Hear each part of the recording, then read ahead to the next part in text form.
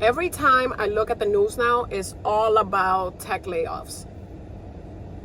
Every other conversation is Meta this, Meta laying off these people, this other company laying off this other people. It's a little exhausting.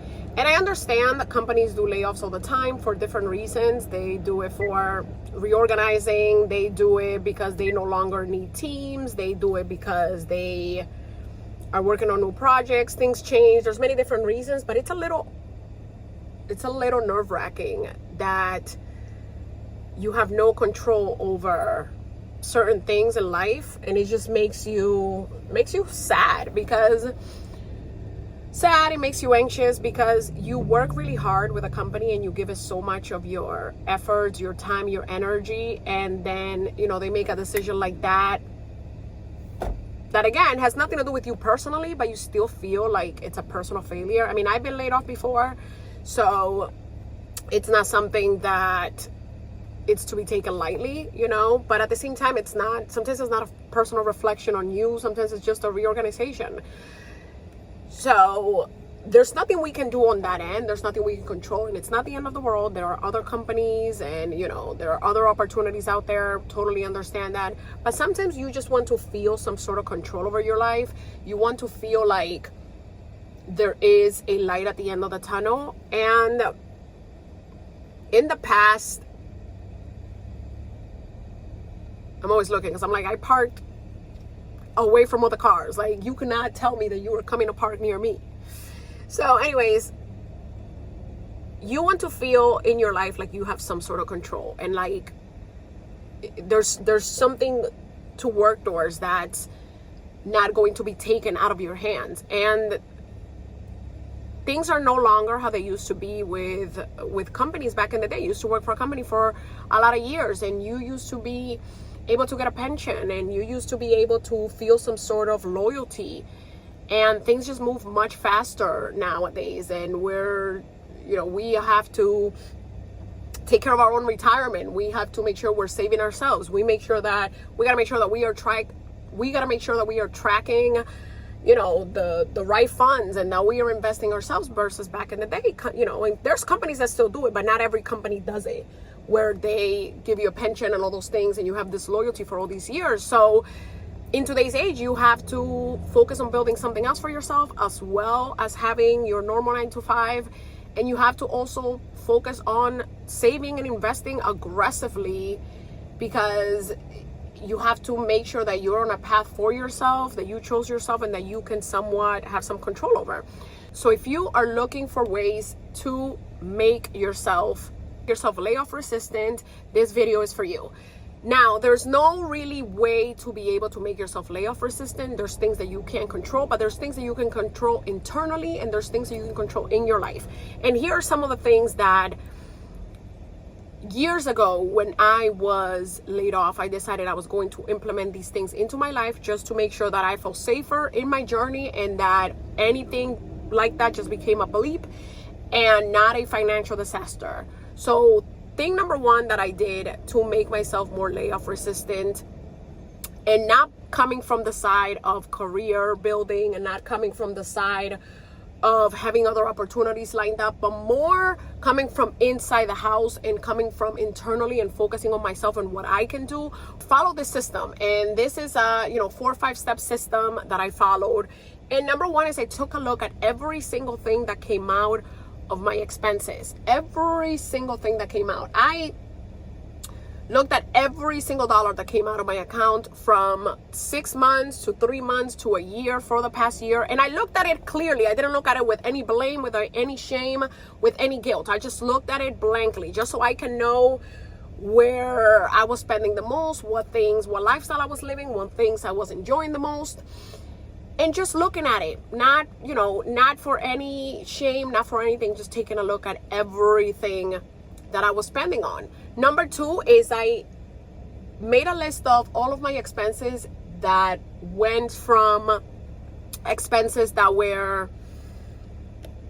fixed expenses that I couldn't change, like my like your rent, your mortgage, your electric bill. Those are things that you can't change. You have to pay those, versus things that were more disposable income, like going out more for fun, dinner, drinks, vacations. Those are things that are more on the disposable income that you can control. I took a look at that and I made 2 big lists.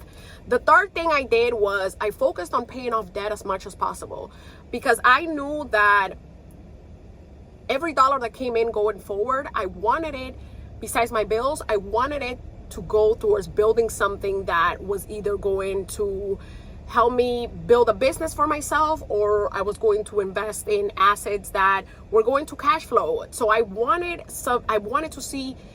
every dollar that came out to not go to a credit card bill, to not go to a student loan, to not go to just, some bank that I owed to. I wanted every dollar to come to me. So step number 3 was I focus on paying off. And I know this is not easy for everybody to do, but it's just something to work towards. I focused on paying off every single debt I had as aggressively as possible. And I paid off over $60,000 of debt. It wasn't easy. It wasn't fun.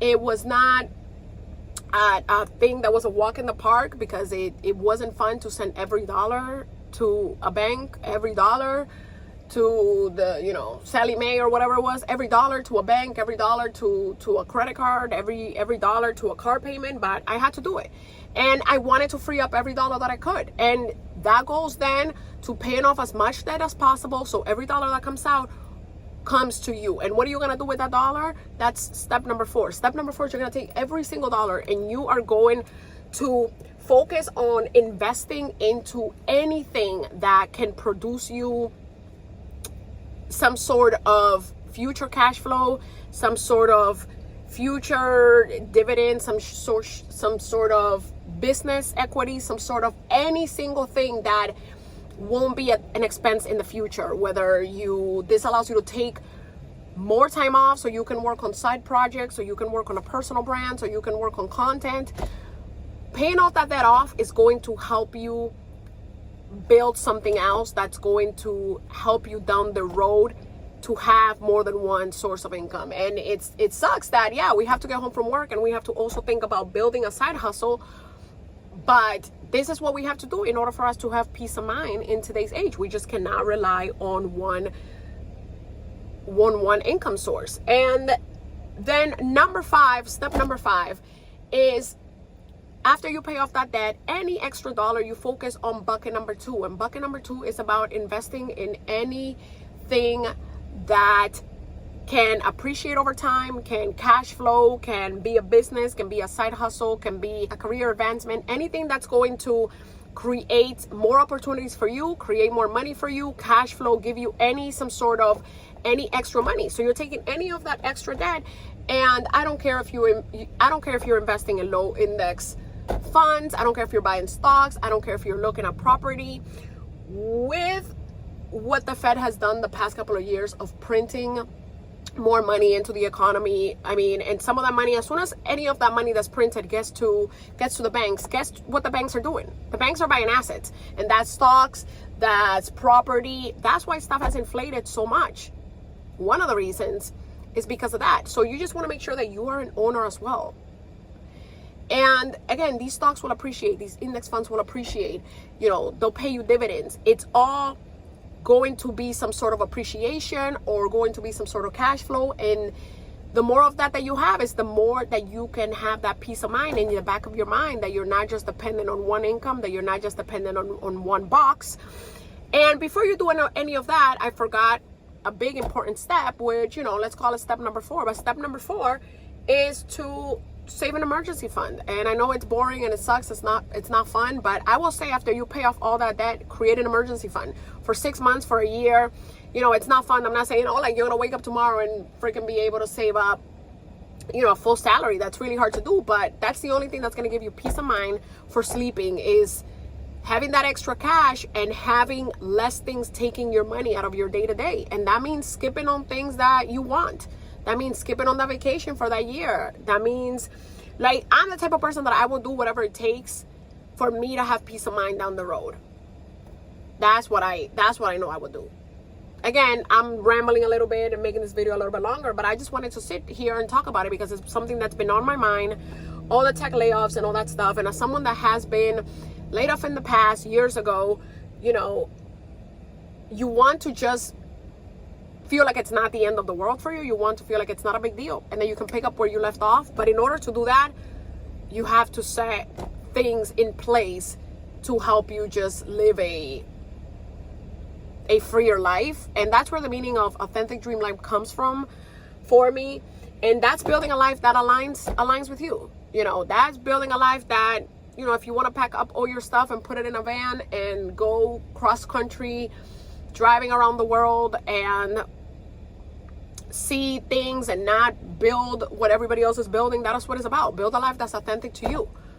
And for me, that's creating a space that I could be as free as possible mentally, where I'm working my 9 to 5 and I'm also creating my personal brand, and I'm working on investing, and I'm working on all these things. But in order to do that, you can't be stressed about your debt, you can't be stressed about your student loans and all that stuff. And it's about freeing up more mental space for what really matters. Because some of the stuff that I was spending money on, and it was just like, just to feel good in that moment. And no one told me when I was young, no one told me like, hey, take every dollar you can and buy more index funds, buy stocks, buy more property, buy these things, you know, buy land, buy whatever you can. I don't care what it takes, but do it, buy something, because things will continue to appreciate, and anything that appreciates in value is just going to be really, really, really important in the future. Anyways, I feel like I'm rambling, but I hope this video was helpful. Give this video a like if you forget to build your authentic dream life, and I will see you on my next one. Bye.